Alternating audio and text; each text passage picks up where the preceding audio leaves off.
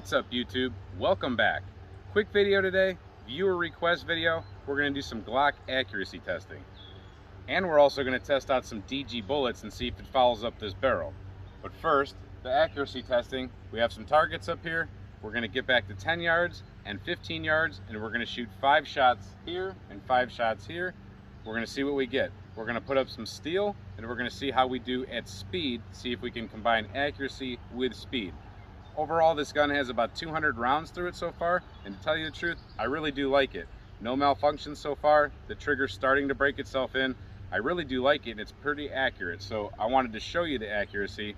This is a Glock 17 Gen 5 with 3 different colors. The back strap is black, and then flat dark earth and OD green. I call it the ugly Glock, but actually I'm starting to like it. So let's get to shooting. In the meantime, here in 1 second, I'll explain to you the DG bullet thing. So what we have here is a company called DG Bullets, and they make a high-tech coated, that's what it's called, high-tech, H-I-T-E-K, I believe.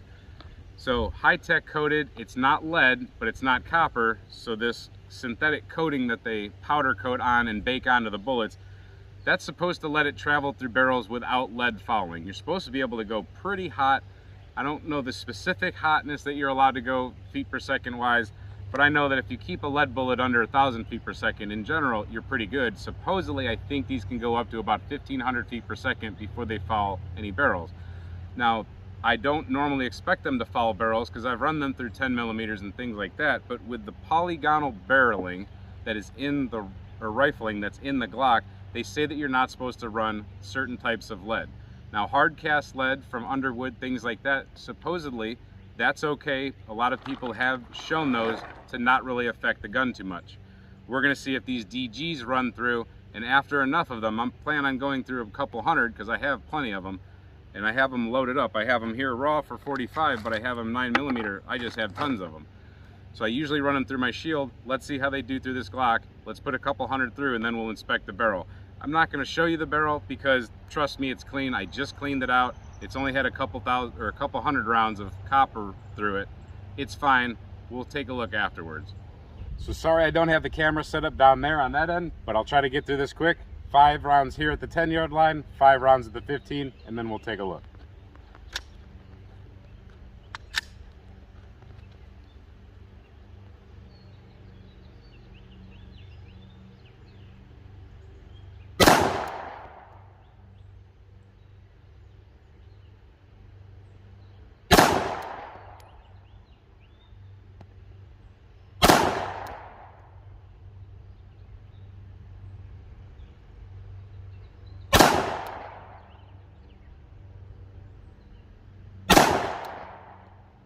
Let's go take a look at that 5 first. So really not too terribly bad. We have 1, 2, 3, 4, 5. So grouping is pretty good.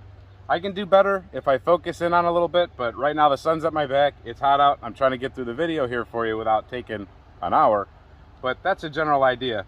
Let's go back to 15. So now we're at 15 yards, same thing, 5 shots.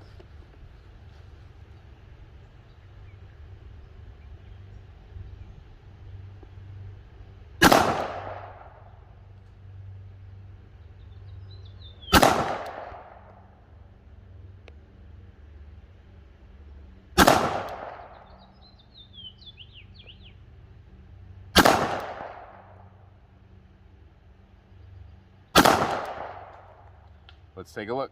So I'm not very happy with my first shot. That was the first one, and I don't even know what happened. I have no excuse for that. But after that, we came here, and then here, here, here. So 1, 2, 3, 4, 5. I'm not sure which was which here, but that was, I believe, 1, 2, and then the rest. That's a really good group, which is why I say I know if I concentrated more, that could have been better.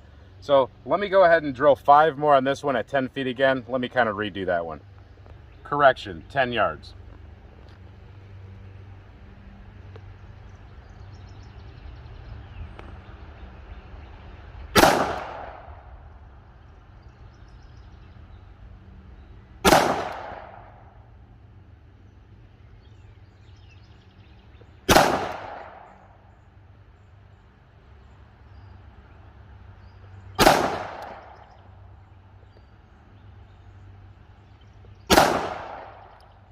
Let's take a look. So I was definitely able to bring the group more here into the bullseye area. I can count at least 1, 2, 3, 4 right in here. That's really acceptable. I put another one up here or two, but I really like that group. That does show you a stock Glock with a trigger. It can do it. It actually really surprised me. Both of these groups are good. The accuracy on the bullseye is good. I really do like it, and those reloads felt good. Eventually we'll see what they do to the barrel. Now let's shoot some steel. So coming in front of the fire pit just a little bit, I'm about 9 yards right now probably off that steel, maybe 8.5 yards. So I'm gonna give it probably some singles, doubles, and triples, and then we'll get on to shooting a little bit faster and more. Let's see how this goes.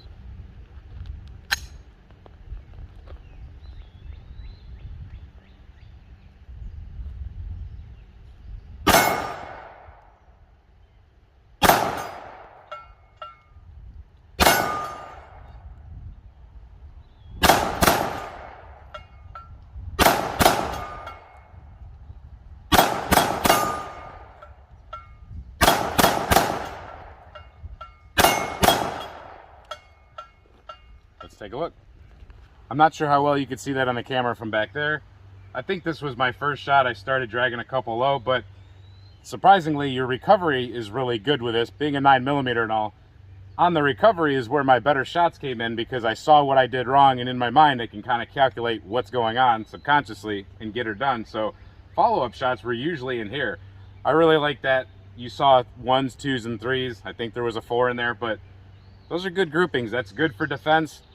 At that distance, I'll take it. All right, so we're gonna go for worst case scenario. Every now and then you see here and there where someone has to do a complete mag dump in a defensive situation. Usually it's not civilian, but let's pretend we had to do 17 plus 1 dropped on that target at about 7 yards.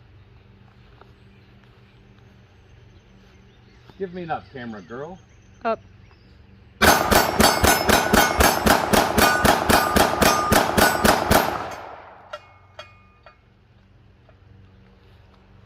Let's take a look.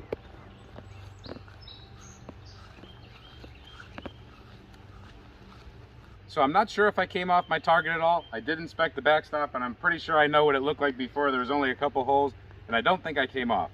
So sometimes it sounds funny hitting the steel, but if I did hit everything, which we'll see on video, that's not terrible. I've seen people do a lot worse at that distance, at that type of a speed. I'm not under any kind of stress, so I know the comment section sometimes gets on me.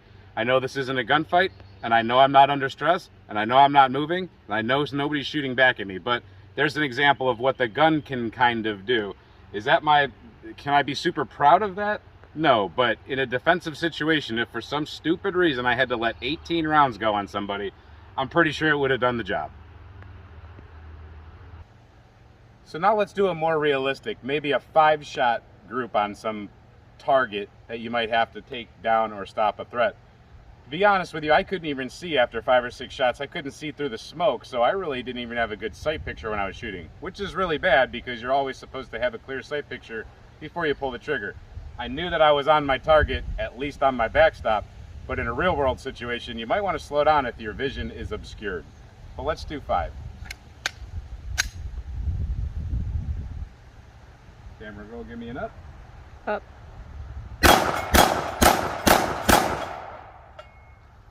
Now let's take a look at that more controlled group.